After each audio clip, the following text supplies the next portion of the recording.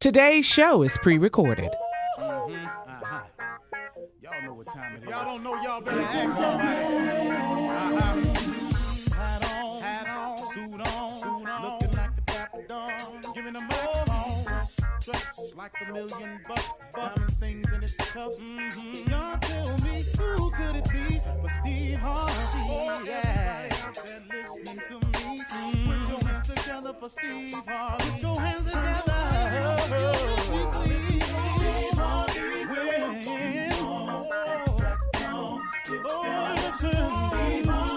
Why don't you join me?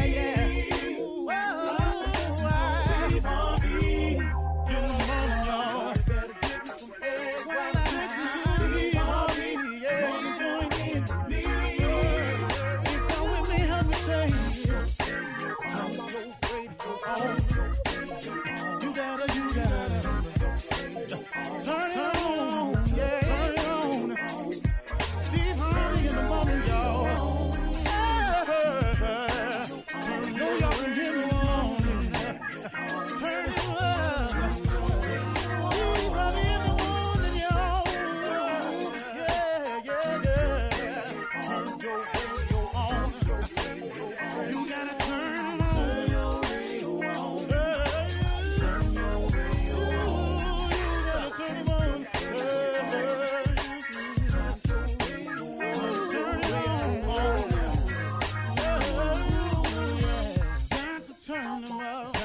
Steve Harvey got to turn them out. Got to turn them out. Harvey turn them on in the morning, y'all.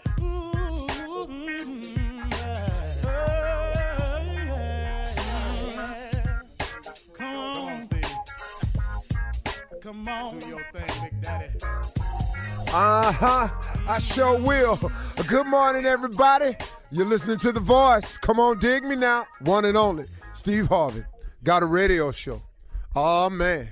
Steve Harvey got a radio show because God is simply amazing, because God is off the chain, because God is over the top, because God is all that in a bag of chips. God is amazing, man. God will take you places that you never, ever thought you would go. Oh, you know what? Sometimes it amazes me when I'm watching people talk about themselves and their careers and where they're at in life and things, and I hear people say, you know, always dreamed of being here. You know, I can understand when a person says that. I've always dreamed of something like this would happen to me. But I want you to think about that for a second. Did you really see it just like that, though? Did you really, really see it just like that? Did you really know that God was going to bring you through all he brought you through to get you to this place? Did you know that in spite of the losses along the way that would crumble the average person, that somehow he kept you through it all, and that's how you got here? Did you think of, since you're so busy talking about yourself now, have you forgotten all the times he was bringing you through when you didn't see no way that you was going to get through? Do you remember that? So when you sit there and you say, I dreamed of this, this is what I always saw happening, I don't really think so. I don't really think if you take inventory, a real close inventory of your life, and you look back on it all, stop looking at the moment right now. Remember where you come from. See, that's what gets me emotional sometimes. That's what makes me tear up, because when something is happening to me in the moment, it ain't the moment for me. It's the memory of how I got there. It's the recollection of all the things, all the nights, all the days in that car, all the times by myself when I felt like I wasn't going to make it. But somehow I'm standing somewhere and somebody passing out an award to me or somebody calling my name. That's that. Did you really think you was going to make it then? So since you're talking about this is what I always dreamed of, did you really think in those moments right there that you would even be standing here today? That's why I try to get people to understand, and this is kind of for young people today, what I'm about to say. But then guess what? sometimes I had to remind myself of it. So I guess it's still kind of for everybody. Because I work with a lot of young people, and so many times, man, young people just don't understand what all it takes. And I know that if you're a full-grown adult, if you're 40, you really understanding where I'm coming from, because, listen to me, young people, or anybody that don't understand this, that you got to do some things that you don't want to do in order to do what you want to do. You have to understand this principle of success, or else you are not going to become successful. I got what you want to do. I got your ultimate goal is this, that, and the other. I got all of that. But in the meantime, though, there are some necessary steps that you have to take in order to become successful, and you cannot skip these steps. You can't jump over these steps just because you want to be rich Friday. I got that. Everybody got that. But if you want this, whatever you're talking about, whether it's money or success or fame or climbing the corporate ladder, or this is the position, or all that's fine and dandy. Please hold on to your dreams. Dreams come true. But in the meantime, let me remind you of something, that you got to do some things you don't want to do in order to do what you want to do. Let's say you want to be rich and famous. Let's just say that's it for you. And there's a lot of other ways of being successful. Please don't think that's the only one. But I'm just saying, let's just say yours is rich and famous. And let's say some miraculous way, God made you rich and famous next Friday. Ta-da, there you are. You rich and you famous next Friday. Can I share something with you? This is not going to last for you. You know why? Because you have not done the things necessary. You have not done the things that you have to do in order to do the things you want. So now you're rich and famous. How you going to know how to budget money? How you going to know how to get up and keep clawing towards the top when you fall off your pedestal? See, it's so many things you got to know about something. And you think because it's what you want right now, it's supposed to happen just now. It's a process. When you ask God for something, please know, God knows the process. He knows the necessary steps to take you through. Don't lose your patience with God because your dreams ain't coming true right now. Man, I think the best way, y'all, is for me, I just use myself as an example. I really do understand why God has given me the life he's given me so far. I understand the being homeless part now. I get the not being successful when I wanted to part now. I get it. I got the delayed entry into the field of choice for myself. I got it now. I've been wanting to be on TV and a little comedian since I was 9 years old. But guess what? I didn't get there till I was 28. But see, I didn't get it then. I was mad at God. You know what I want, and I'm sitting up here. I got exactly what you want. But I got this process I want you to go through to get here, too. Because, see, I'm finna take you somewhere you don't know nothing about. One day you're going to have a radio show with your little stupid behind. You don't know this yet. I'm going to bless you with a radio show. You don't even know it. That's why I say every morning, Steve Harvey got a radio show. Because, see, I didn't see this one coming. But, see, God had a plan for me. It was in the blueprint of my life. So God said, what I'm going to do is I'm going to make your life a little rough for you. I'm going to toss you up a little bit. I'm going to let you make some of these stupid decisions you want to make, and I'm going to make you learn from them. I'm going to let you be homeless for a little while. I'm going to let you not get into your field of choice until you're 28. I'm going to have people talking about if we had only seen him when he was younger. I ain't going to let you get your first car in your name till you're 38. I'm going to make you go through some things because one day I'm going to put a microphone in front of your mouth and I want you to honor me. I want you to talk about me. I want you to tell people what I brought you through. I want you to give people inspirational moments where they can see that your life was jacked up for a minute and I turned your life around for you. That's God dealing with me. See, so now I finally understand why I went through the life I went through so I could have something to say. See, I ain't over here telling you about what I think will happen. I'm telling you what I know can happen, that God does make dreams come true. But sometimes it take a minute. Sometimes you're going to have to do some things you don't want to do in order to do what you want to do, all right? I'll let you. I'm going to be tripping today. You're listening to the Steve Harvey Morning Show. Ladies and gentlemen, today is D-Day. It's voter day. We are committed. We are determined to get to the polls today. We will not be deterred. You will not frighten us off. Ain't nobody scared of y'all. You can drive down here with your trucks, with your Trump signs all you want. You ain't scaring nobody. We vote. We standing in line. We're going to see it through. I don't care how long it takes. We are voting today. Yes, sir. And you can't stop us. And ain't nobody scared. Let's be clear about that now. This is a new day. This are new people here. You know, this ain't back in the 20s when y'all could just do what you wanted to do. Ain't nobody scared, and we voting. We standing in lines. We bringing out water. We bringing out fold-away chairs, all of that. Coffee. We wearing our mask, and we voting. Yes. Don't come down here with that. We're not having it. We're voting, and we expect the police department. We expect all first responders.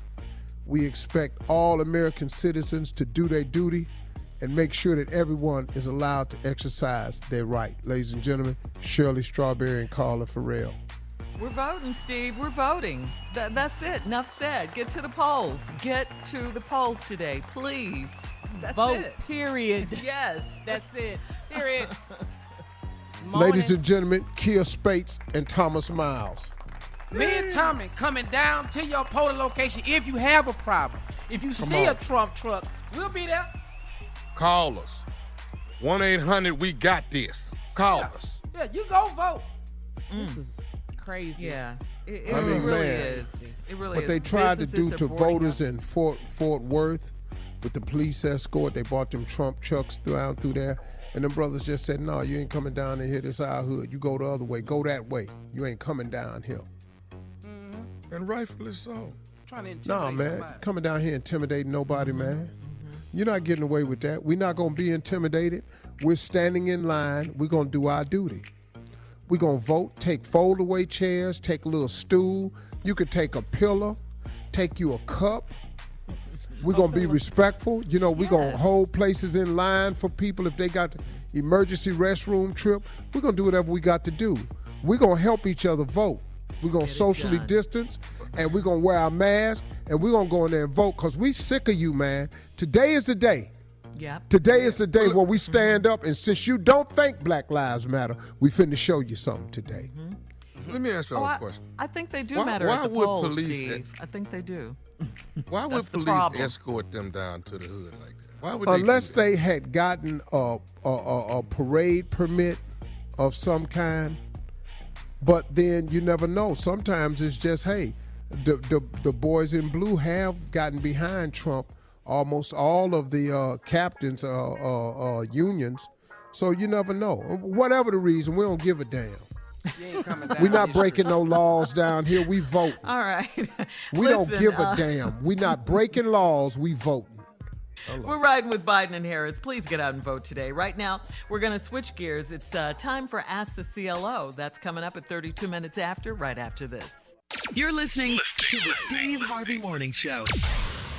All right, today is Election Day. Coming up at the top of the hour, Senator Kamala Harris will be our very special guest. Yes, we're excited about it. We're excited about that. We are riding with Biden and Harris. Please get out and vote. We're going to switch gears here now because it is time to ask the CLO.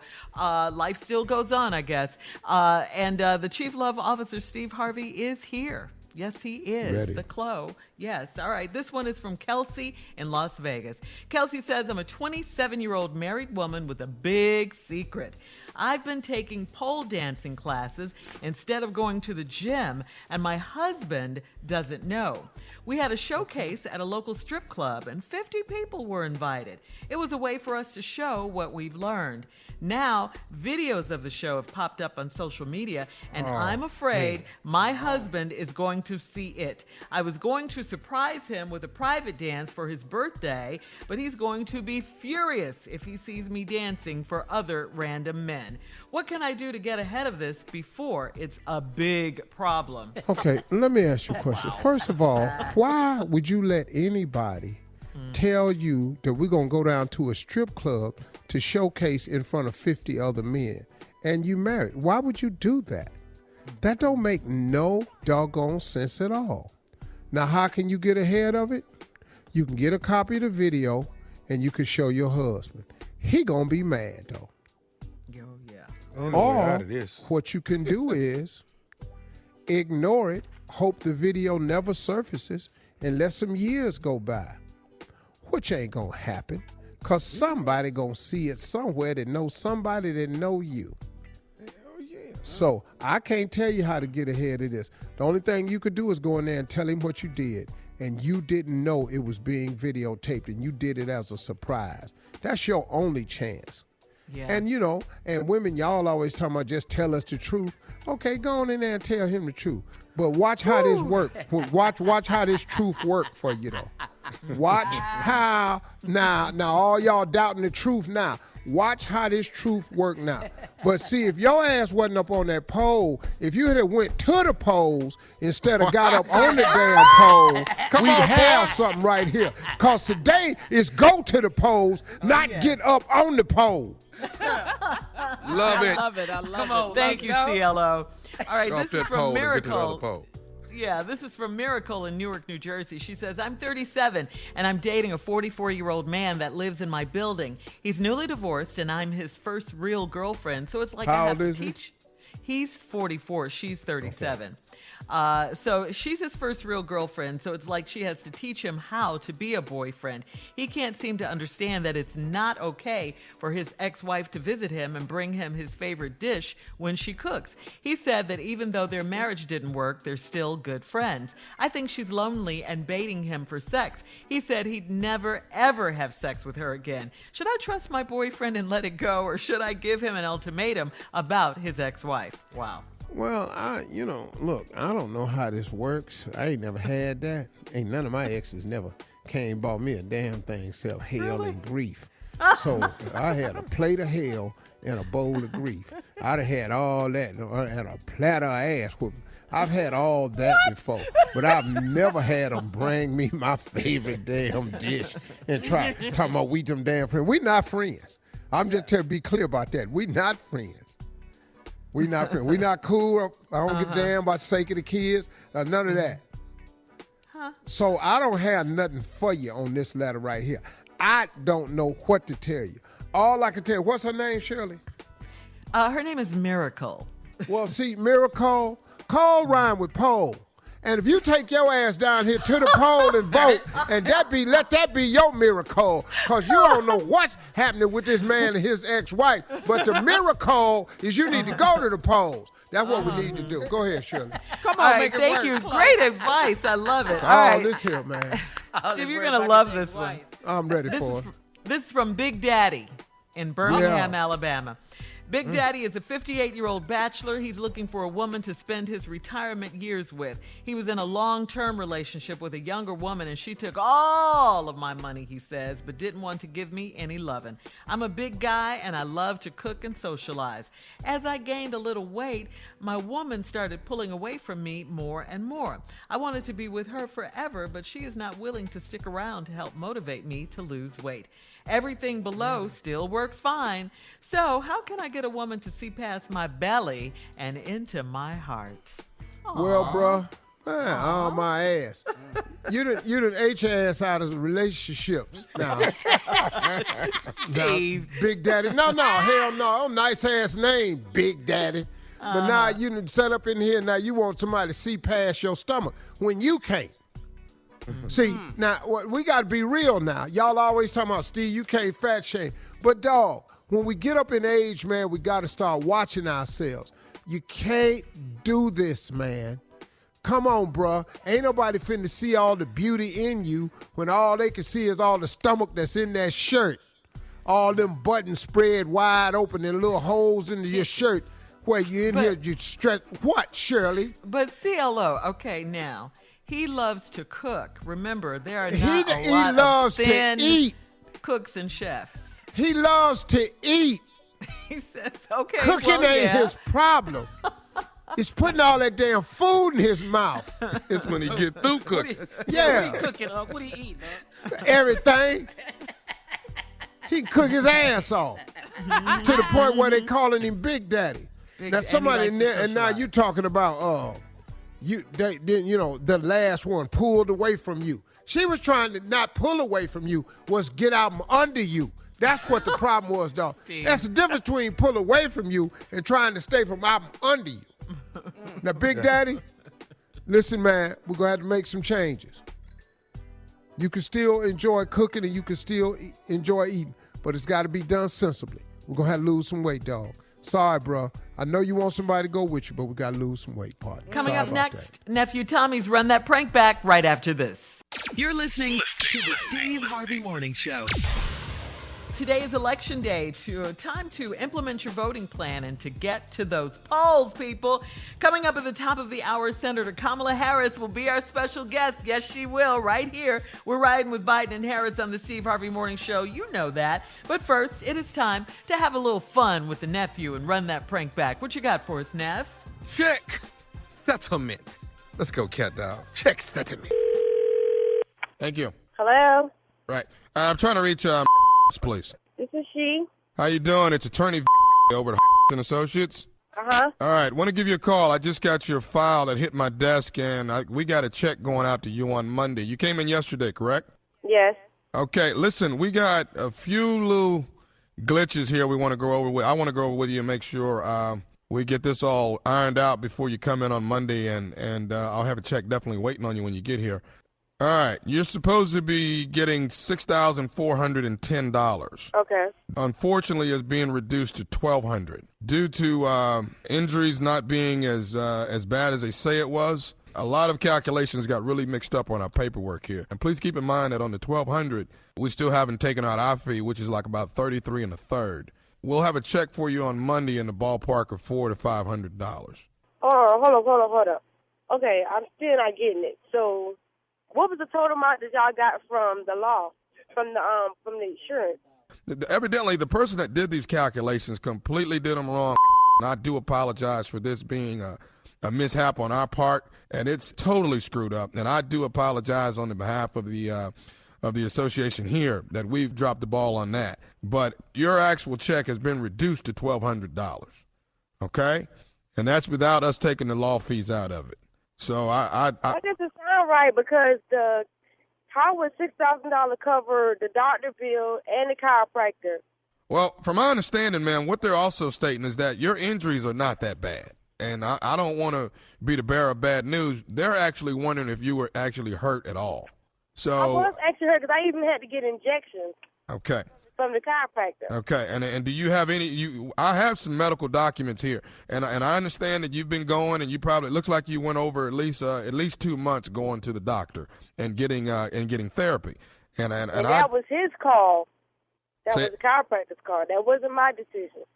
Okay, well that was his call for my injury. Exactly, and a lot of these doctor fees and that you've gone to has eaten up a lot of these funds. And I tell you, these doctor bills, they get pretty high out there. I do want to apologize. What we're going to do here, since we've dropped the ball on this, we're going to give you the check for $1,200 and not even take the law fees out of it. And I'll have that check waiting on you on Monday morning.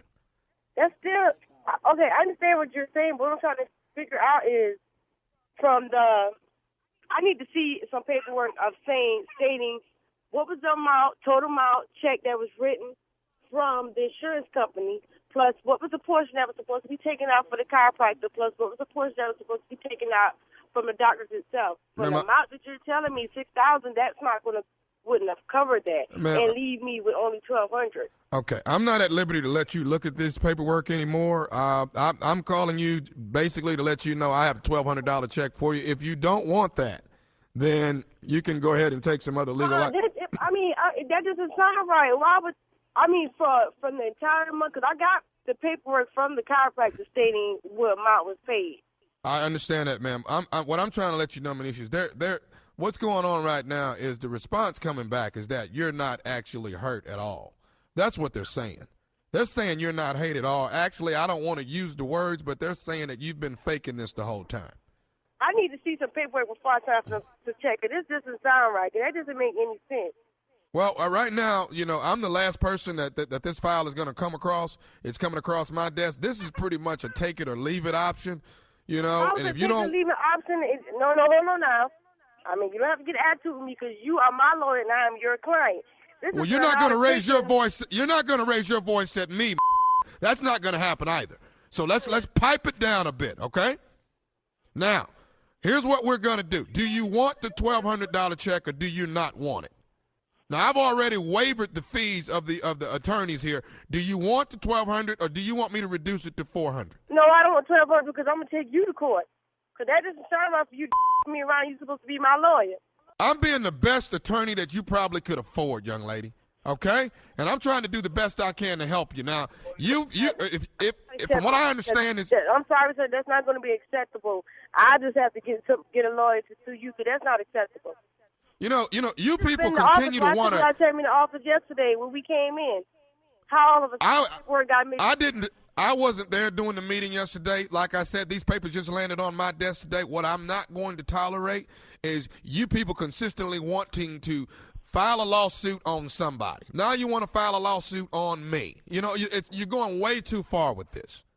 This doesn't sound right. I want to talk to because I've never heard of you. I only heard of Okay. Well, now you've heard of me. I'm and I work here as well. And I'm not going to stand you dismantling me the way that you're doing. I just have to get a lawyer to sue you because that's not acceptable. I got one more thing. This is Nephew Tommy from the Steve Harvey Morning Show. You just got pranked. You got pranked by your husband. Oh, kick you. Oh, your husband told me. She been waiting on that check. Yeah, I had me hot. I was about to go by that little office tomorrow when I get off of work. All right, baby, let me ask you something. Tell Tommy, what is the baddest radio show in the land? Steve Harvey Morning Show. All right, baby, look here. Get your check.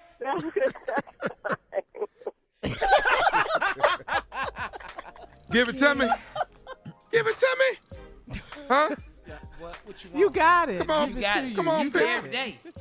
Can I have King of pranks. King of pranks. King of pranks. That's all I need. That's not That's all enough, I need. Shirley. That's obviously not enough. Well, He what does he need, understands. Steve? Junior, He needs more. Junior, He give it to him. I'm going to tell you something, Tommy. I would ride around and pull pranks out of people's cars if it ain't you. That's how good you is, man. I'm Thank talking about you best, dog. There ain't nobody Thank should you. be doing this. If you think about pranking, stop. That's all we saying. King over here on Steve Harvey Morning Show. That's what we is. If you thought about starting a prank, quit. We already got it. We don't need no help. Man, that's good, Thank you. Junior. Appreciate that, Junior. Let me jump right on That in was here great. and just... Wait, What? that was better than King of Pranks, King of Pranks, Yeah. King of Pranks? Yeah. Yeah. Stop people. All Because it that was work. longer and louder. Oh, yeah, it was louder. That's for sure. Stupid is about to grab the mic once again. 13th, 14th, 15th of November, the nephew is going to grab the microphone. Uptown Comedy Corner, Atlanta, GA. November 13th, 14th, 15th. COVID-19 I'm safe. coming. Limited seats, but doggone it, I'm finna grab it because it's Don't time. worry, I'll be there. 13, 14, and 15. Coming to Atlanta. Two Friday, two Saturday, one Sunday. there for Nephew all grabbing of the them. mic. I'm grabbing it. Well, come on, then. Steve Harvey shocks him and shows up. With a All mask right. on. Coming up at the top of the hour is Senator Kamala Harris, our special guest on this election day. Go vote right after this. You're listening to the Steve Harvey Morning Show. Hey, everybody, as promised, our special guest today is California State Senator from Oakland, California. She's a graduate of Howard University. She's also from a graduate of Hastings School of Law and a member of Almighty Alpha Kappa Alpha Sorority Incorporated. But more importantly than all of that, she is our Democratic vice presidential nominee. And today, everybody, is the day. We are in it. This is election day. So I've invited her to the show to highlight the Biden-Harris plan and to tell us about voter suppression and how to avoid it at the polls today. So let's get to it. Ladies and gentlemen, please welcome to the show, God willing, our future Vice President, But right now, the VP nominee, Senator Kamala Harris. It's so good to be with you, Steve Harvey, in the morning show. It's so good to be with you. Hey, Senator, we love you. We applaud you. First of all, congratulations on just a record-breaking, ground-setting accomplishment to be the first African-American ever and female on the ticket as a vice presidential candidate. Congratulations. Thank you. Thank you. Thank you. I stand on very broad shoulders of all those who came before. I've been thinking a lot of, Shirley Chisholm and Barbara Jordan and so many others. Yeah. What can we expect at the polls today? And what should our voters look out for? I'm so glad you raised that. First of all, I think it's important to remember, I think there's 3 reasons to vote. One is to honor the ancestors, right? We lost this year Congressman John Lewis, who shed his blood on the Edmund Pettus Bridge for our right to vote. And so that's part of why we must vote. We must vote also because everything is at stake. We're in the midst of this virus that has killed over 225,000 Americans, but we're also looking at obviously disproportionate outcomes for African Americans when black folks are 3 times as likely to contract the virus and twice as likely to die from it. And then you have on the one hand Joe Biden who says let's expand Obamacare, which he and President Obama created, and will protect, your listeners who have pre-existing conditions like diabetes and high blood pressure. On the other hand, Donald Trump's trying to get rid of it. So everything is at stake. So it's the ancestors and honoring them. It's what's at stake. But it's also, to your point, Steve, powerful people around our country forever, and including this election, have been trying to make it difficult or confusing for us to vote. And you have to ask why. And I do believe it's because they know our power. They know when we vote, things change. They know when we vote, we win. And so let's not let anyone sideline us or silence us when the strongest way we can exercise our voice at election time is to vote. We can actually be the determining factor in this whole election. Yes. Look, if the people who didn't vote in Detroit, in Philly, in Atlanta would just vote this time, we wouldn't even be in the position we're in today. I agree with it, Stephen. Here's the other way I think about it. Let's walk in that White House together. You know what I'm saying? Yeah. Nobody left out. Like, let's all be a part of that. I agree. Let's talk about this. Let's talk about the Biden-Harris plan for America so people understand. Because today is D-Day. We've got to get to the polls. But what is it about the Biden-Harris plan that makes it so different from the Trump plan? So first of all, we have a plan that we will implement to get a control of this virus, and that's going to be about free vaccines when we get a vaccine, and also distribution of it, taking into account racial disparities. I've been a leader on that in the Senate. We're going to deal with helping small businesses. We have $150 billion that is going to be directed to low-interest loans and access to capital for minority small businesses. You can go to any MLK Street in America, and you know what I'm talking about. Our small businesses are the economic lifeblood of our community, and our small business leaders are civic leaders. They're community leaders. So Joe and I know if you want to create wealth, which we don't want just minimum wage jobs. We want to create wealth. We need access to capital, and that's something that has not been afforded to so many of our small businesses. We are going to invest $70 billion in HBCUs. As you said, I am a proud graduate of an HBCU. Our HBCUs produce the leaders in every profession who go on to become national and international leaders. We are going to put a $15,000 tax credit in place for first-time homeowners because we know that access to wealth also is about home ownership, so that will help people with down payment and closing costs. For students who are coming from a family that makes less than $125,000, they will go to a 4-year college, public college, including an HBCU, public or private, for free. See, so many folks who go to our HBCUs or even any university end up not graduating simply because they don't have enough money to pay tuition, not because of the capacity they have for greatness. So these are big issues for our community, because when you look at especially the economic impact of the long-standing disparities, it has everything to do with whether we're going to be able to grow our communities or not. And so it's about all of that. It's about criminal justice reform, including decriminalization of marijuana and expunging the records of people who've been convicted for marijuana offenses. It's about ending cash bail, because people sit in jail for days, weeks, just because they can't afford to get out. And that's an economic justice issue as much as it is a criminal justice issue. Policing, we're going to end carotid and chokeholds. George Floyd would be alive today if that were the case. Hey, Senator Harris, hold on right here. We'll be right back. We got to take a quick break. We'll be back with more Senator Kamala Harris right after this, folks. You're listening to the Steve Harvey Morning Show. All right, everybody, we're back, and our special guest this morning is Senator Kamala Harris, who, by God's grace, we will be calling Madam Vice President after today. That's what we're pushing for. So let's get back to this.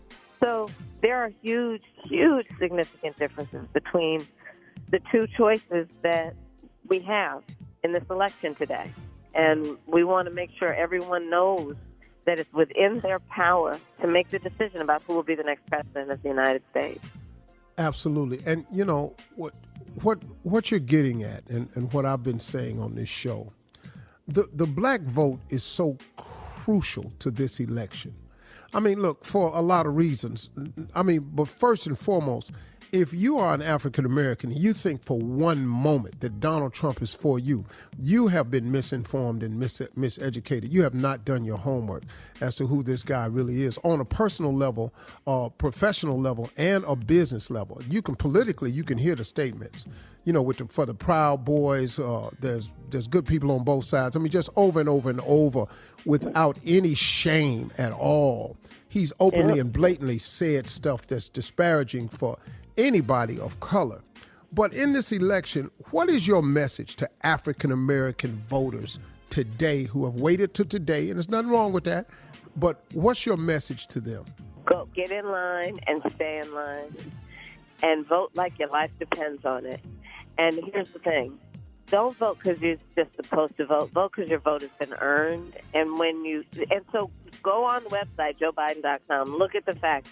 But there is so much at stake. And so my message to everybody is just, please don't let the people who are trying to create fear or confusion, don't let them win. We have to stand in line. It's one day that can determine the course of our country for many generations. Wow. They want to frustrate you with the long lines, with the delays, with the number of polling places, with the number of booths in the polling place. I mean, and we just got to fight through this. Well, we do. And again, I mean, you look at the stakes, including, for example, you know how our students are suffering, and so many of them are in Title I schools. And in Title I schools, we're looking at underfunding. Joe and I are going to triple Title I funding, knowing that we have to put the resources into our children. They have so much God-given talent, but not the resources going into their development. We know that we need to build up infrastructure around broadband. With this COVID, the number of our children who are learning at home and don't have access to the internet, don't have access to technology, and what that's going to do in terms of real gaps in terms of their learning. Hey, great point right there. Senator Kamala Harris, hang on right quick. We got to take a quick break, and we'll be right back with more from Vice Presidential candidate Senator Kamala Harris. You're listening to the Steve Harvey Morning Show. All right, we're back, everybody, with the Vice President candidate Kamala Harris, Senator Kamala Harris, who hopefully after today, as I've been saying over and over, we will be calling Madam Vice President. What a great accomplishment this has been. So let's get back to it. Here's the thing. Joe really cares about working people. He understands struggle. The other guy, you know, it looks in the mirror, and that's his priority. He's concerned about rich people, which is why they passed that tax bill benefiting the top 1% in big corporations. They'll say no taxes will be raised on anybody making less than $400,000 a year. Yeah, that statement alone is what befuddles me about the Republican Party and some of his supporters. They're going to raise taxes. 95% of the people in this country don't make $400,000 a year. But they don't. You are so right. Steve, you know what? The people over $400,000 are the top 1%. What are you talking about?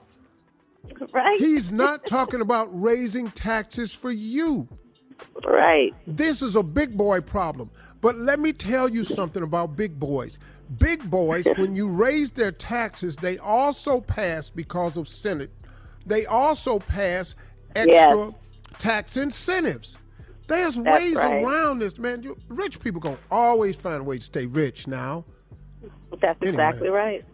That's exactly right. And you know what, but Steve, to your point, think about I've been thinking about this COVID virus as in many ways an accelerator. It has put a microscope on what was bad already, and it's now even worse, and everybody's seeing it. Think about the rich people versus working people. All of a sudden, more people are now realizing how many workers don't have paid sick leave and paid family leave.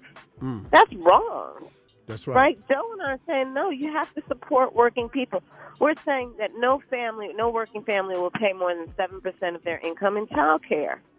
Right? These are the things that working people have to struggle with every day. Right. Because the system has been designed in many ways to really take care of the rich people and their desires because they have access to power instead of putting the power with the people. Yeah. That's a true statement. Let's talk about this because I know this is a busy day for you. The Trump administration, Donald Trump's failure to really lead this country during this COVID-19 pandemic. How do you and President Biden plan on handling the coronavirus and restore some sort of normalcy to America? Well, first of all, I couldn't agree with you more. I've said many times, we have witnessed the greatest failure of any presidential administration in the history of America. And that's why it's so bad right now. We're looking at over 225,000 people who have died in just the last several months. We're looking at over 9 million people who've contracted the virus with unknown long-term health consequences, including things like lung scarring. And meanwhile, he's in court trying to get rid of Obamacare, because he was just, obsessed with trying to get rid of anything Barack Obama created. And so what we need to do and what Joe and I plan to do is implement a plan we already have for national testing, for distribution of a vaccine when, God willing, we get a safe vaccine, but also a national plan for contact tracing, also getting the PPEs to frontline workers, and again, getting the resources to small businesses so they can open back up safely. These are the kinds of things that we plan to do in a way that is immediately going to have an impact. But you got to start with having a president who understands that you got to wear a mask, right? And that you have to speak truth and be informed by what the public health experts and the scientists are saying, instead of Donald Trump, who is, he suggests that there's going to be a miracle. I mean, we can all pray for a miracle, but God needs some help. You know what I'm saying? Absolutely. I mean, literally, we are the laughingstock of the world in terms of saying that we're strong, but we can't control something with leadership that takes responsibility. Absolutely. Listen, Senator Harris, thank you so much for stopping in today. To anybody that's sitting on the sidelines, get out and vote, stand in lines.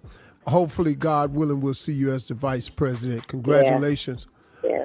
Thank you so much for being a great example to so many women out there. Thank you, sister. I appreciate God bless you. Okay, God bless. Be careful. Talk to you soon. Yes, ma'am. You too. I love her. Vote today. Coming up next, the nephew. Yes, with today's prank phone call right after this. You're listening to the Steve Harvey Morning Show.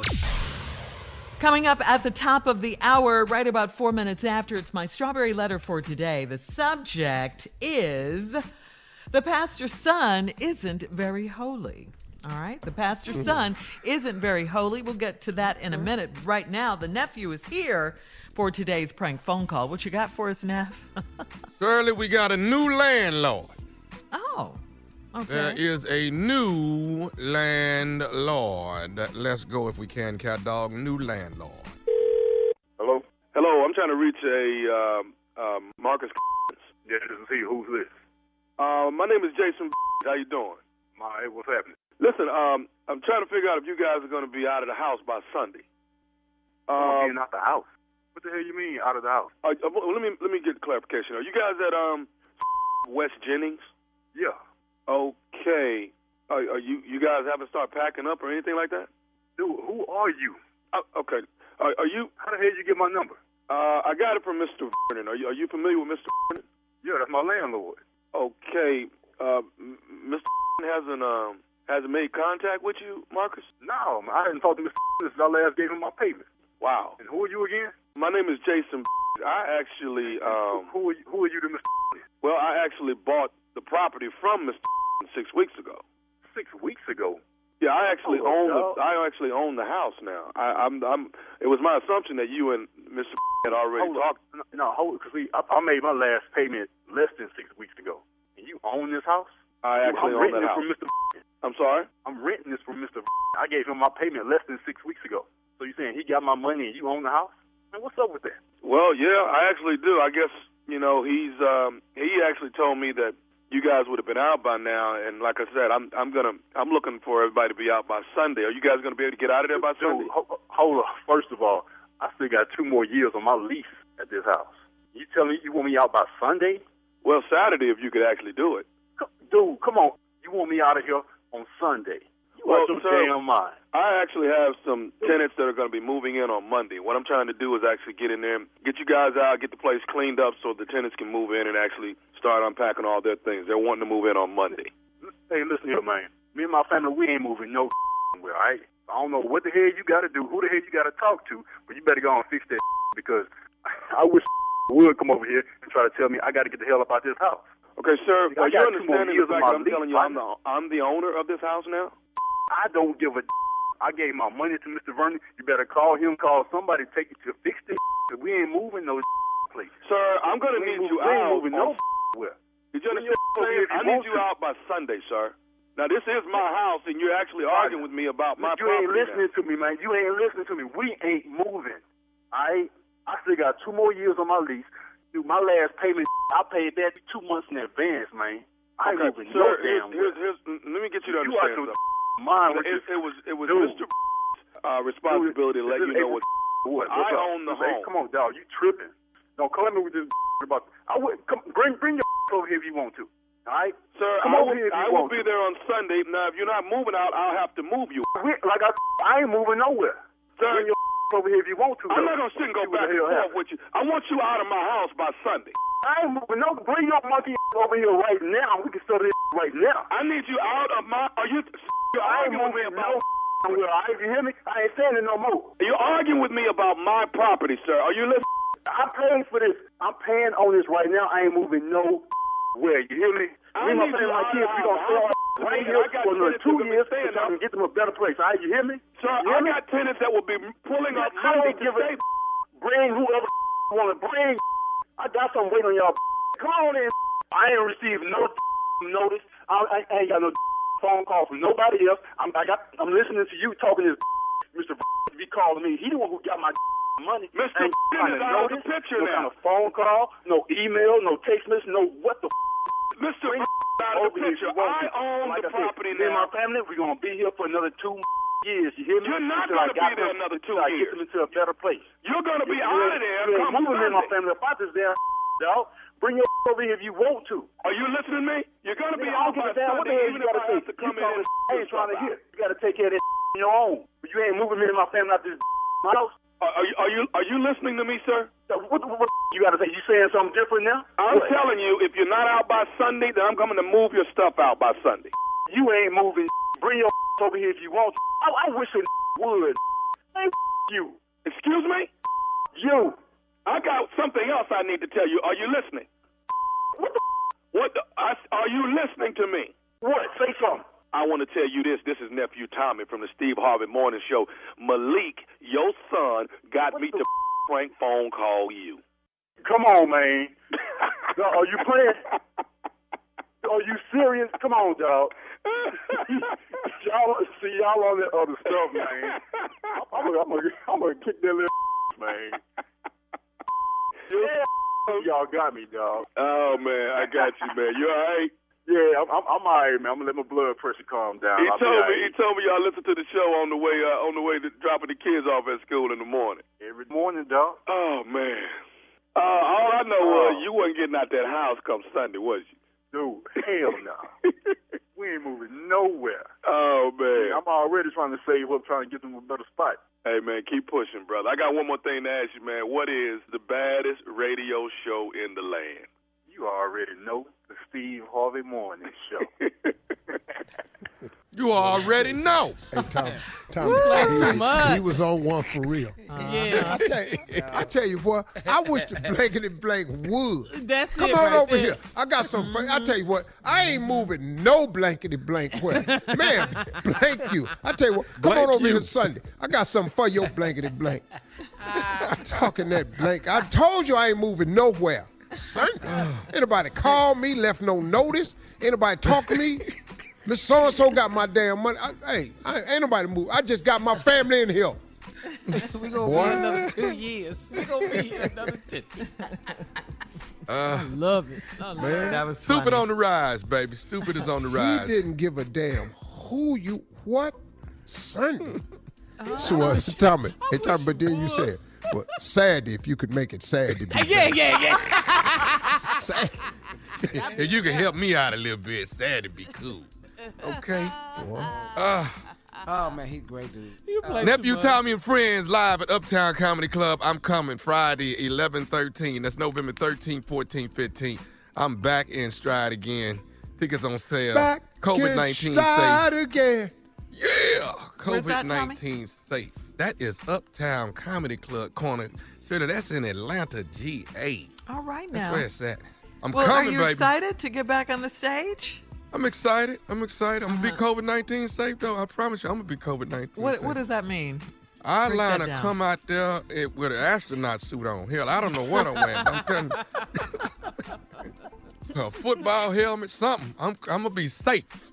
And Steve said he was going to be there. Your uncle's going to be there. You to ain't going to even support. recognize him. He going to come out there looking like he an exterminator. Shocker. Yes, it Ooh, would. That'll be the shocker. Shut it You down. know Tommy Boy. would cry. You know he would Yeah. cry. You know how Boy. emotional You know he I'm gets. weak like that. That'll break me down. I can't be funny when he walking in. Man. Steve got it right off the top. God dog. Man. Oh, that's how you took that? Dog, Okay. that's exact, Shirley. That's the only way we can take it. That's the only way coming. Live at Uptown Comedy Corner. You being rude. That's how the tables turn. Okay. It's the election. Got everybody. I'm not on edge. Hey, y'all. My question was legitimate as far as No, I was I concerned. thought it was funny. Yeah. Well, let's These just we're sensitive trying to Negroes. be entertaining to all y'all that's in line. You know, keep you laughing, keep stuff off your mind. We try to be entertaining this morning, so y'all can stand in line with a little bit of entertainment. We'll be with you to 10 o'clock today, trying to get you laughing through this whole day. Just stay out there and vote. All right, thank you guys. Coming up, Strawberry Letters. Subject, the pastor's son isn't very holy. We'll get into it right after this. You're listening to the Steve Harvey Morning Show. Today is election day. Please go vote and go to vote.org to get your voting polling place. We hope you know this by now, though. This is today. It's a day. You should already know this, but you can still go to vote.org, okay? Please do that, and please go vote today. Time now as we switch gears for today's Strawberry Letter. And if you need advice on relationships, dating, work, sex, parenting, and more, please submit your Strawberry Letter to steveharveyfm.com. And please click Submit Strawberry Letter. We could be reading your letter live, just like we're going to read this one right here, right now. Buckle up and hold on tight. We got it for you. Here it is. Strawberry Letter. Subject, the pastor's son isn't very holy. Dear Steve and Shirley, my life is a mess, and it all started a year ago when I moved in with my aunt to help her after she broke her leg. I was running errands for her one day, and I met a man at the grocery store, and we started talking, and he was flirting up a storm, so I gave him my phone number. We started off talking a lot, and it helped me get through the rough days as a caretaker for my aunt. We quickly went from being casual friends to meeting up for sex. He was mysterious because he lived in an apartment without a lot of furniture, and he never had any food. He works as a counselor, but I didn't know where he worked. I was falling for this guy, but I couldn't tell him because I didn't want to mess things up. He was perfect in every way, except he had 3 children, but I was willing to overlook that if we became a couple. So here's where things got ugly. My aunt's church reopened, so I told her I'd take her. She has a new pastor and wanted to meet him. After church, we met the pastor and his wife, and the pastor told me he has a son about my age and he motioned for him to come over. His son is a guy I've been sleeping with.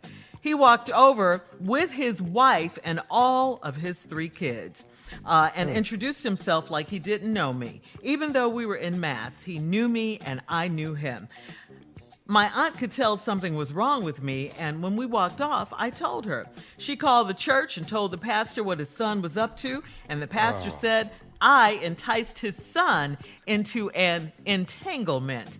Now my aunt has to find a new church because she cursed pastor out. Why are men so evil? How are women supposed to know when we're getting played? Please advise. Why are men so evil? Let's just start there, okay? Let's just start there. First of all, men aren't evil. All men aren't evil. Thank you, Shirley. Thank you, Shirley.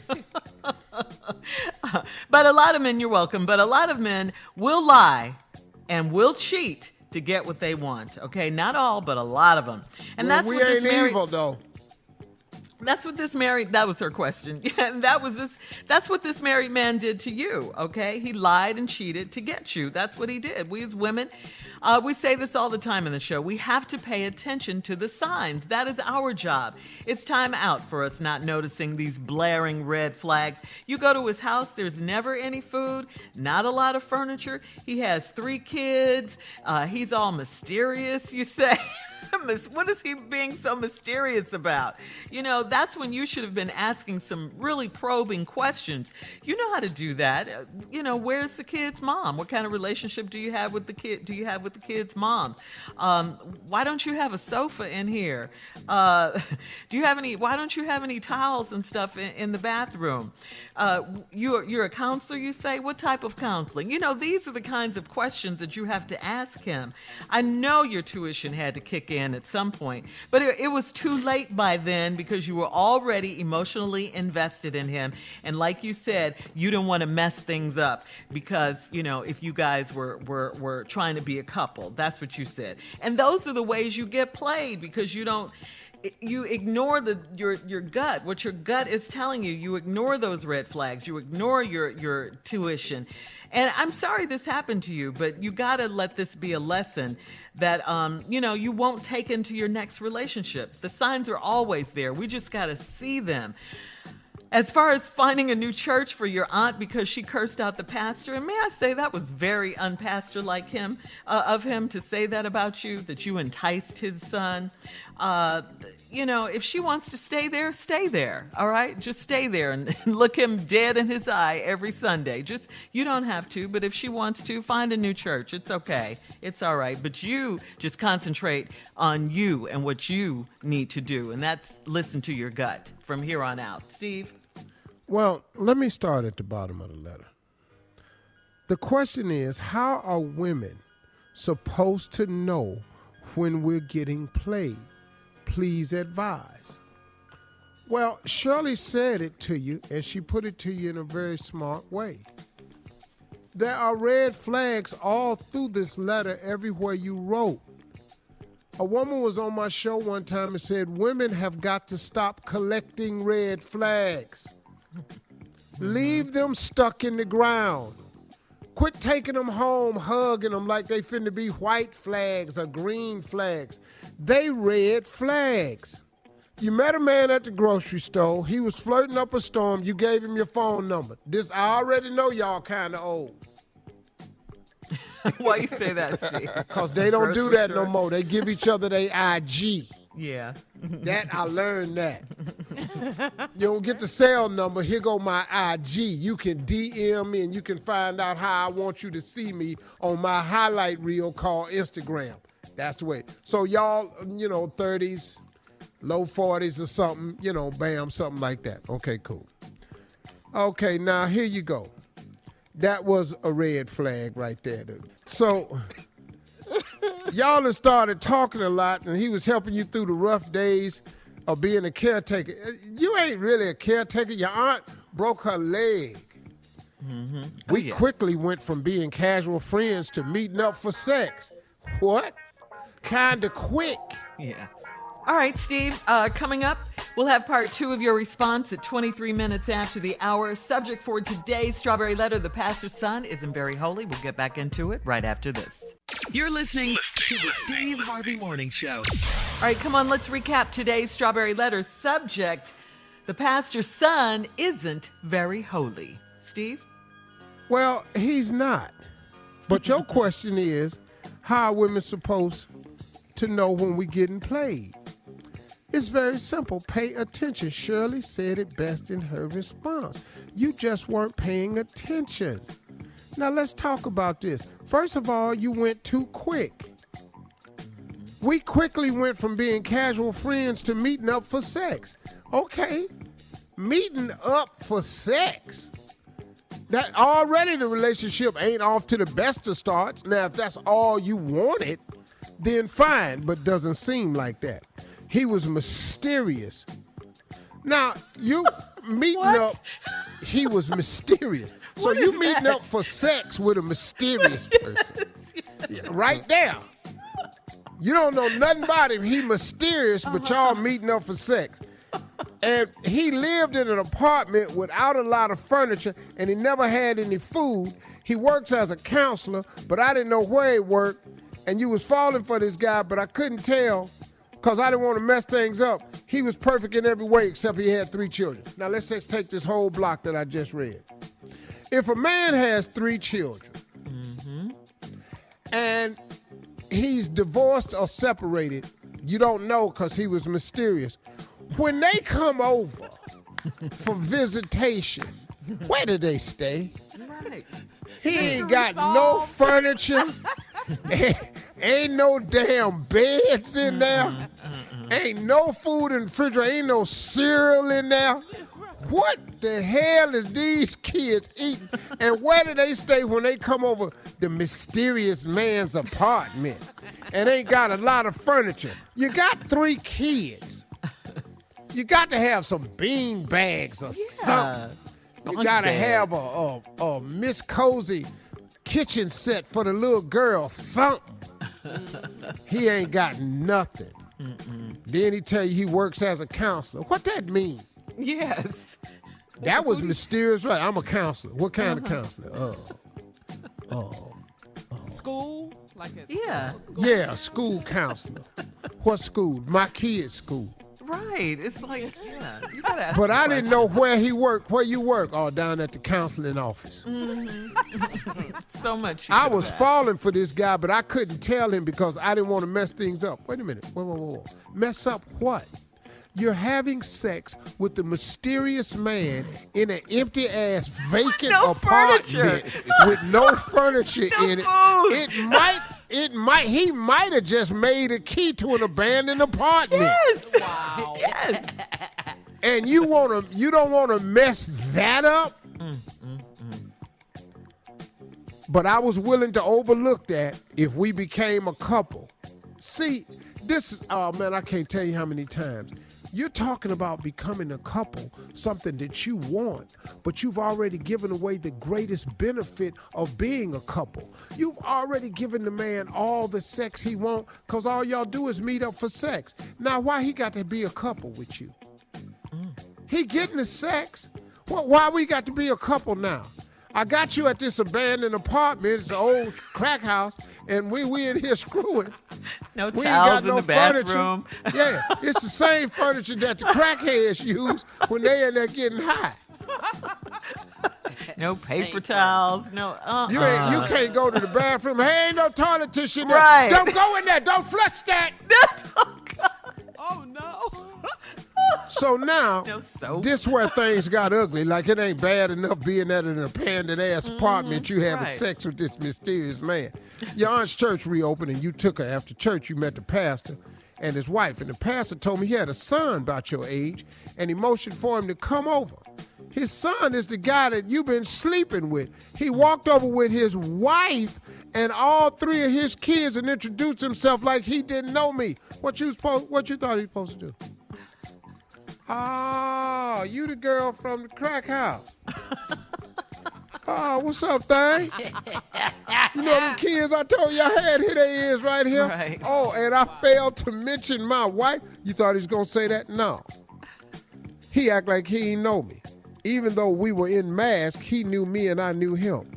Now, your aunt could tell something was wrong, and when y'all walked off, you told her.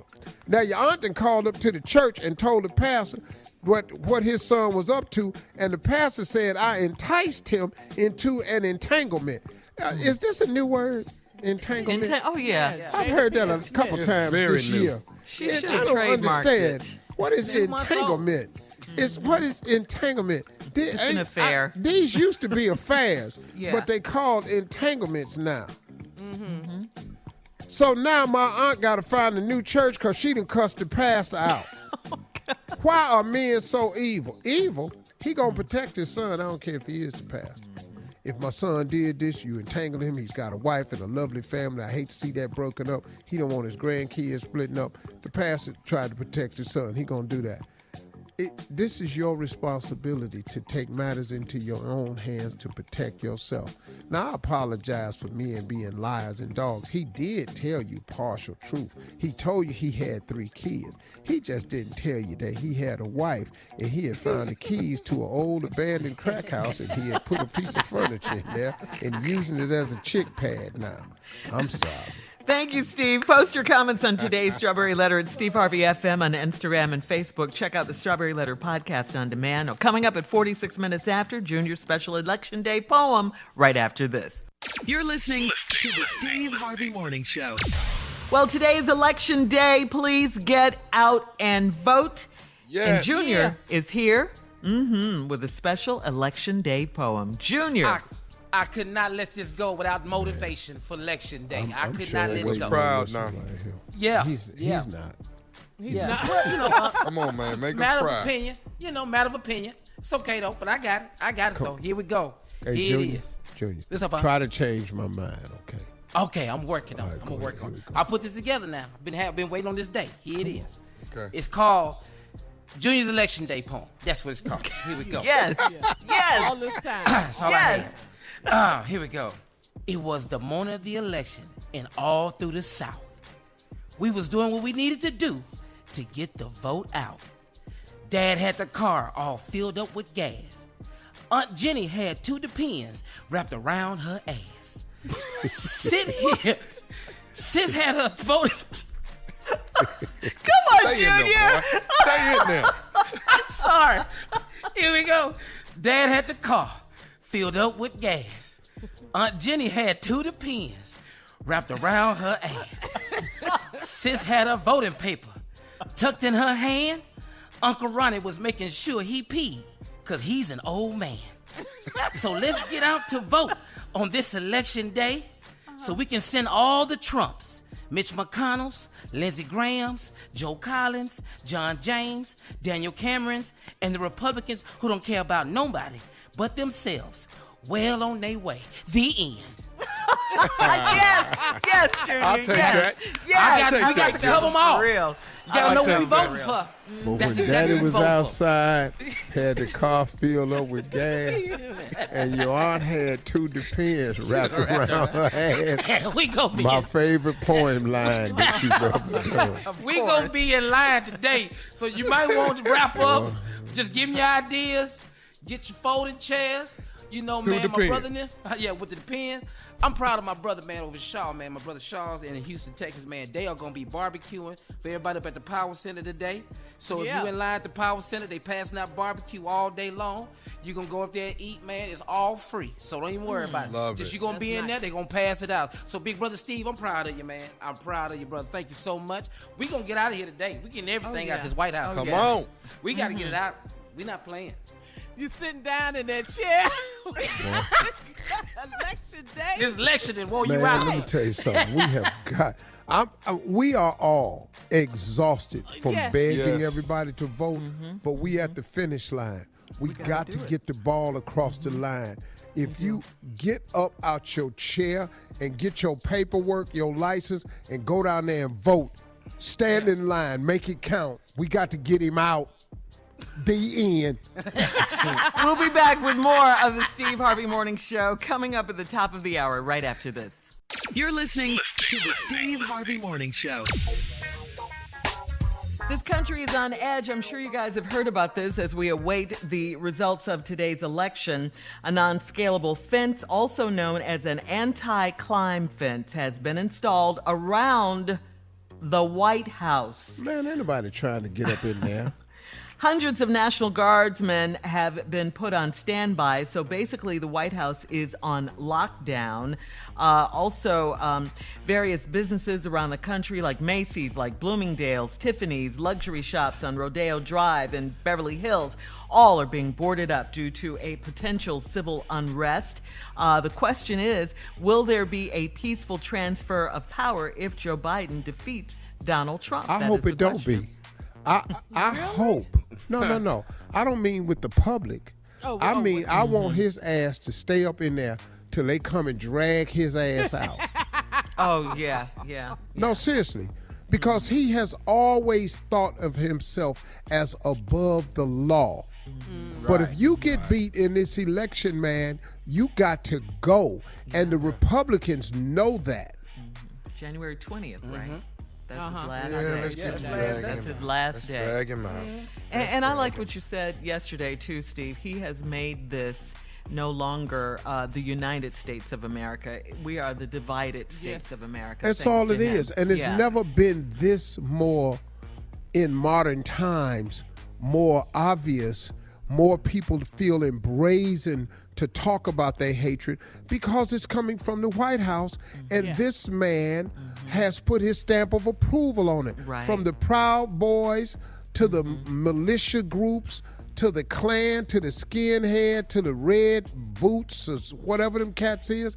He just got everybody thinking, man, that it's okay to flash the hate. At least we forced them underground before. This man has brought them out, mentioned them, called them, emboldened them, called them fine people. Y'all, we got to get to these polls today. If you have not voted, go down there and get in line. We are not intimidated by your Trump signs. Yeah. We're not intimidated by your caravan or trucks. Do what you want to do. We not who you, I don't know who you think we are. But let me tell you something. We're a different kind of people. Ain't nobody scared of y'all. You can put your hoods on and come down there if you want to. That's right. And voter turnout Because is we key understand with what's us. in them hoods. It ain't going to be dog partner. Come down here with them hoods on if you want to. You're going to find out something, man. But I don't look, I'm not pushing violence. I'm pushing fearlessness to vote. I'm pushing steadfastness to vote. I'm pushing us wanting to do our civic duty and our obligation to our ancestors to stand in that line. Hey, man, they were slaves their entire lives, a lot of our ancestors. We can go stand in line for a day. Come on, Steve. That's it. For a day? That's right. You can't do nothing to me in a day. It's hot. I'm tired. I got to pee. I'm thirsty. I'm hungry. At least, man, our ancestors were slaves for years. Hungry, tired, sick, worked, beaten, threatened, and they still survived. Yes. Man, miss me with this They here. couldn't We're read. going to be They in weren't line. allowed to read. I mean, just simple things. Man, you we're know? going to be in line all day. We're going to stand right here Can I about that? Yeah. While you behind the wall at the White House. Yeah, you on lockdown. You scared of the people you emboldened. Polls are open, so yeah. Yeah. Do what you got to do. We have a job to do today. Do what you got to do.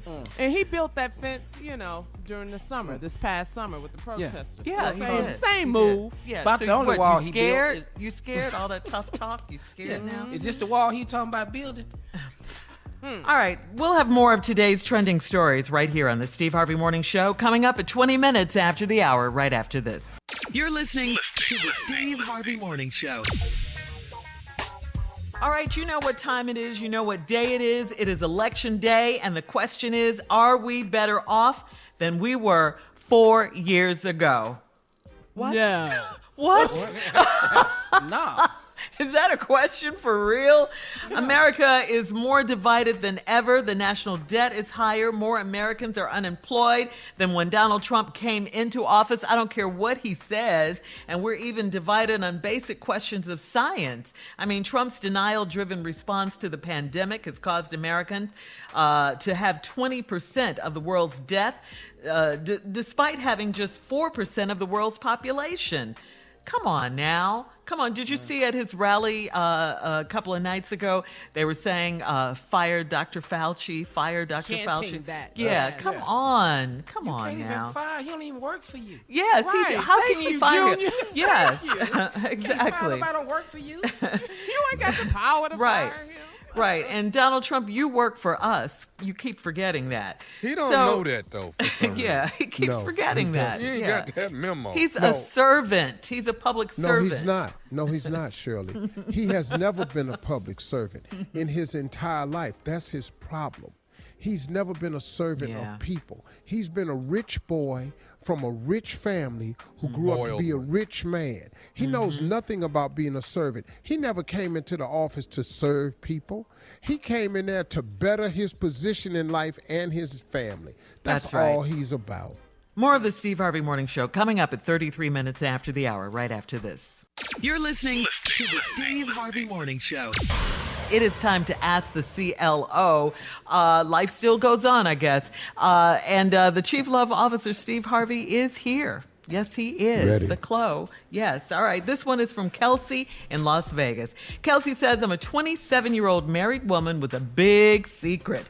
I've been taking pole dancing classes instead of going to the gym, and my husband doesn't know. We had a showcase at a local strip club, and 50 people were invited. It was a way for us to show what we've learned. Now, videos of the show have popped up on social media, and I'm afraid my husband is going to see it. I was going to surprise him with a private dance for his birthday, but he's going to be furious if he sees me dancing for other random men. What can I do to get ahead of this before it's a big problem? Okay, let me ask you a question. First of all, why would you let anybody tell you that we're going to go down to a strip club to showcase in front of 50 other men and you married? Why would you do that? That don't make no doggone sense at all. Now, how can you get ahead of it? You can get a copy of the video and you can show your husband. He gonna be mad though. Yo, yeah. I don't know the way out of this. What you can do is ignore it, hope the video never surfaces, and let some years go by, which ain't gonna happen, because somebody gonna see it somewhere that knows somebody that know you. Hell yeah. So I can't tell you how to get ahead of this. The only thing you could do is go in there and tell him what you did, and you didn't know it was being videotaped, and you did it as a surprise. That's your only chance. Yeah. And you know, and women, y'all always talking about just tell us the truth. Okay, go on in there and tell him the truth. But watch how this work. Watch how this truth work for you though. Watch how now all y'all doubting the truth now. Watch how this truth work now. But see, if your ass wasn't up on that pole, if you had went to the poles instead of got up on the damn pole, we'd have something right here. Cause today is go to the poles, not get up on the pole. Love it. I love it. Come on, Thank you, CLO. Coming up, it's our last break of the day on this election day. Last break of the day for the election day. tired of begging y'all's ass to vote. Get your ass to the poll. Stop playing. And we'll have. That's right. That's right. This is serious. Do your part. Everybody has to do their part. If we just Do do your our damn part. That's right. Get out and vote. Come on. Anybody scared of y'all break? Come down here with your flag. Get your ass whipped. We'll have some closing remarks from the one and only Steve Harvey at 49 minutes after. Something about the closing. Right after this. You're listening to the Steve Harvey Morning Show. All right, today is the day we've been waiting for. It is Election Day, November 3rd. If you have not already voted, this is the day, okay, November 3rd. Some people, get up and they don't know what day it is or what's the date. It's today, okay? It is today. Earlier, Senator Kamala Harris was on our show. This is it, encouraging people to vote. We need everyone to get out and vote today. That's how important this is. I mean, we've said it before, vote as if your life depended on it, okay? And it does. And it really, really does. All right. Democratic senatorial candidate Jamie Harrison in South Carolina is who you need to vote for today. All right. Democratic senatorial candidate Mike Espy in Mississippi is who you need to vote for. Mike Espy in Mississippi. Mm-hmm. Democratic Jamie Harrison in South Carolina. That's Mike right, Steve. Espy in Mississippi. Let's go, y'all, today. That's right. Raphael Warnock in Georgia. Raphael Warnock in Georgia. He's at the bottom of the ballot, so go all the way down. Raphael Warnock in Georgia. That's who we want. That's right. Also, Democratic senatorial candidate Marquita Bradshaw in Tennessee. Marquita Bradshaw. Everybody in Memphis, Nashville, Chattanooga. Marquita. Come on, Bradshaw, Queen. Democratic senatorial candidate Mayor Adrian Perkins in Louisiana. Adrian Perkins in Louisiana. That's who we want. Adrian Perkins. Everybody in Slidell, Lafayette, New Orleans. Everybody in Baton Rouge. Let's go now. That's right. Everybody playing with them. That's right. And don't forget, Steve, out of Kentucky, we want Amy McGrath, Senator Amy McGrath, Democratic senatorial candidate. Now, don't worry about the name. Amy McGrath. She's That's up her. against Mitch McConnell. Up against Mitch. He got to go. Yes. That's the one we want. Yes. Also in Michigan, vote to keep Democratic Senator Gary Peters in office. All right? Gary Peters in Michigan, brothers and sisters. Gary Peters is who we want to keep as the senator in Michigan, not John James. Do not vote for John James. That's right. He is a Republican. He's a Trumper. He is a Trump supporter. He is not for us. John James is not on our side. Gary Peters is on our side in Michigan. Today is the day we have been waiting for. Yes. We are going to prove to them once and for all, whether you want to acknowledge that Black Lives Matter or not, you will know after we vote today. You will see the determination on our faces. It will not be because of weather. It will not be because of long lines. You will not deter us because you're driving by with your flags and your pickup trucks. You're not going to deter us by telling us that it looks like a landslide victory. We don't give a damn who you say it's a landslide victory. We standing in line. We are voting today. We are going to pay tribute to our ancestors today. We are going to stand there. We're going to remember that through slavery, that they stood there for years when they were tired, when they felt like sitting down, when they were hungry, when they got thirsty, when they had to go to the bathrooms. They were forced into the institution of slavery. And it's really just a black damn shame that in 2020 we still got to be asking to be treated fairly and be treated like everybody else. It's a damn shame that in 2020 we got to steady say to y'all, Black Lives Matter. When you gonna get it through your head that it matter? I tell you what though, we ain't gonna get tired of proving it to you though. We're not gonna get tired. We're not going away. We are here forever. We are the very fiber of this country. We built your nation. There are families who have been institutionalized wealth that have been rich for hundreds of years off and the backs of slaves. Off and because of the backs of slaves. That was money made because you had no labor cost. Empires were built because there was no labor cost. And in 2020, here we got to constantly fight the Republican Party for minimum wage. So we can at least get $15 an hour, $17 an hour. Oh God, don't ask for 20. They so used to getting free labor that they keep trying to hold everybody down. They won't even pass that law. They don't want to give you health care that covers pre-existing conditions. They trying to get rid of that. They've been trying to get rid of Obamacare since he got in office. And you know why he ain't got rid of it? Because he ain't got nothing better. He has nothing to replace it with. Nothing. Because he lies over and over and over and over. And we sick of it, man. We sick of you lying, talking about you done done more for black people than any president since Abe Lincoln. What have you done? The Prison Reform Act? You think that was for black people? See, here what they leave the information out.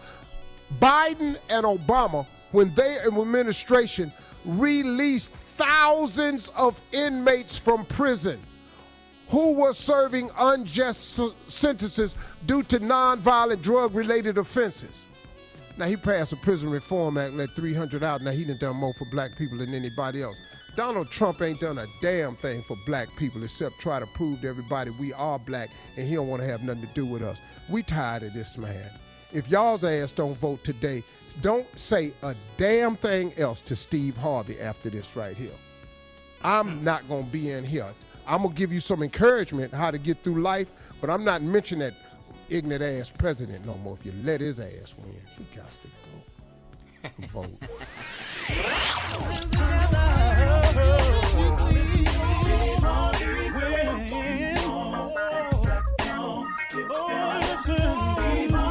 For all Steve Harvey contests, no purchase necessary, void where prohibited. Participants must be legal U.S. residents at least 18 years old unless otherwise stated. For complete contest rules, visit SteveHarveyFM.com. You're listening to the Steve Harvey Morning Show.